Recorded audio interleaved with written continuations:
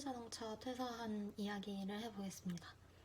이 회사가 첫 회사였고 학부 졸업하고 나서 바로 취업을 하게 돼서 2년 10개월을 다니고 퇴사를 하게 됐습니다. 우선 퇴사 관련해서 어떤 말을 하기 전에 현대자동차는 되게 여러 이유로 다니기에 좋은 회사라고 생각합니다. 연봉이나 복지나 안정적인 게 되게 크고 워라밸도 아주 좋습니다. 물론 팀에 따라서 다르겠지만 제가 있었던 팀은 워라밸이 엄청 좋았고요. 근데 지금은 또 바뀌었을 수도 있지만 최근에 연구소 식당도 다 바뀌어서 밥도 잘 나오는 것 같고 재택도 50% 해서 일주일에 두세 번만 회사에 가면 되고 또 거점 근무도 있고 좋은 게 많습니다. 근데 제가 있었던 남양연구소 한정이고요. 우선 퇴사 이유를 말하자면 저는 처음에 입사를 하고 나서 딱 4주 동안 교육을 하는데 교육을 하는 그때부터 나는 이 회사를 안 다니고 싶다라는 생각을 했었어요. 처음부터 일을 하기 전부터 일단 자동차에 큰 흥미가 없었고 그런 생각을 많이 했던 것 같아요. 되게 지금까지 대학 생활을 할 때까지 어떤 목표를 세우고 그거를 달성하고 그걸 단기적으로 계속 반복을 하잖아요. 작은 목표들을 좀 단기간에 계속 성취를 하면서 그 다음 단계가 또 기다리고 있고 그 다음 단계를 또 퀘스트를 깨는 것처럼 깨고 이런 재미가 있었는데 이제 회사에 입사를 하니까 그게 퀘스트의 마지막 관문을 깨는 것 같고 이제 이 다음에는 뭘 할지 모르겠다라는 우울감이 좀 있었어요.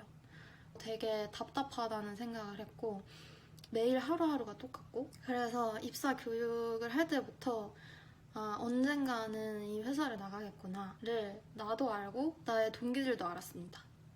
그래서 이거는 이 회사를 나갈 거냐 안 나갈 거냐의 문제가 아니라 언제 나가냐의 문제였고요.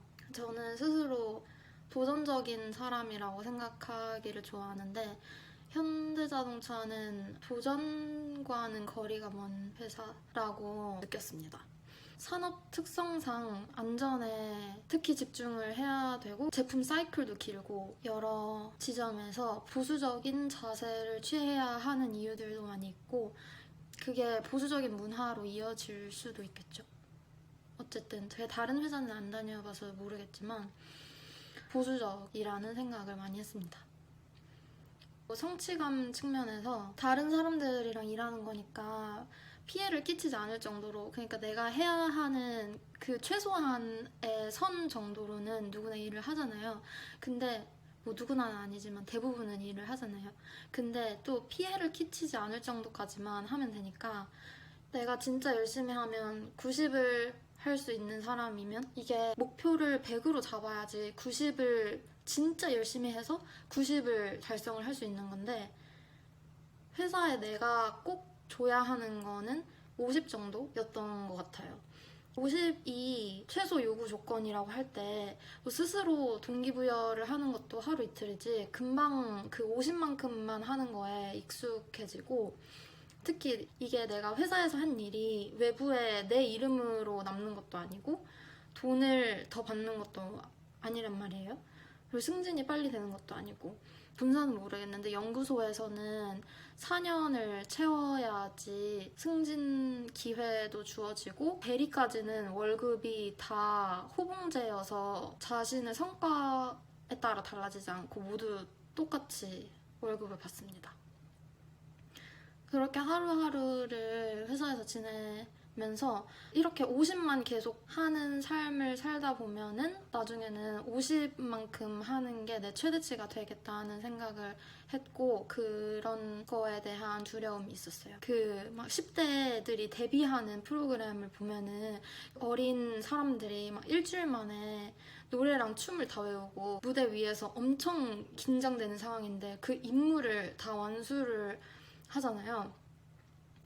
그 사람들을 보면 아 나는 저런 상황이면은 진짜 도망가거나 그냥 기절할 텐데 그런 사람들 보면서 아 사람이 어떤 상황에서도 닥치면 하게 돼 있구나. 사람이 못할 건 없구나. 그 환경에 따라 달라지는구나 라는 생각을 많이 했습니다. 근데 나의 열심을 쏟아야 할 20대에 최대치만큼 끌어올리지 못하는 환경에 있는 게 스스로의 발전에 있어서 좋지 않다고 생각을 했습니다. 이거는 내가 어떤 삶을 살고 싶은가에 따라서 다르고 제가 20대가 아니었다면 이런 환경에서 안정적으로 계속 돈을 받을 수 있는 게 큰 장점이 될 수도 있을 것 같아요. 돌아봤을 때 현차를 입사한 것도 개인적으로 의외의 큰 성취였는데 왜냐면 전공이나 관련 경험이 없었기 때문에 관련 지식도 없었고 그래서 내가 이런 경쟁률이 치열한 대기업에서 나를 뽑아줄 정도면 나는 얼마나 더 많은 일을 할 수 있는 능력이 있는 사람일까라는 약간 그런 자신감, 자만감도 좀 있었습니다. 이런 여러 가지 생각들이 모여서 결국 퇴사는 언젠가는 하는 것이다 라는 생각을 계속 하고 있다가 결정적인 계기가 있었는데 뭐 20대에는 퇴사를 해야지 30대가 되면 이거는 더 힘들어질 수밖에 없다 라고 생각을 하고 있었어요. 근데 그 결정적인 계기는 저에게 일어났던 일은 아니고 다른 사람의 일이었는데 그 일로 나한테 남은 삶이 생각보다 엄청 짧을 수도 있다는 생각을 했고 내가 당장 며칠 후에 몇 달 후에 죽으면은 제일 후회하는 게 뭘까라는 생각을 하게 됐습니다. 그런 질문을 했을 때 나는 당장 손에 없어도 안 죽는 월급을 받으려고 이렇게 어린 나이에 내가 그렇게 지루해하는 세상에서 시간을 버리고 있었던 게 후회가 될 것 같았어요. 그리고 새로운 세상을 개척하고 더 다양한 경험을 하지 않은 것에 대한 후회가 남을 것 같다라는 생각을 했습니다.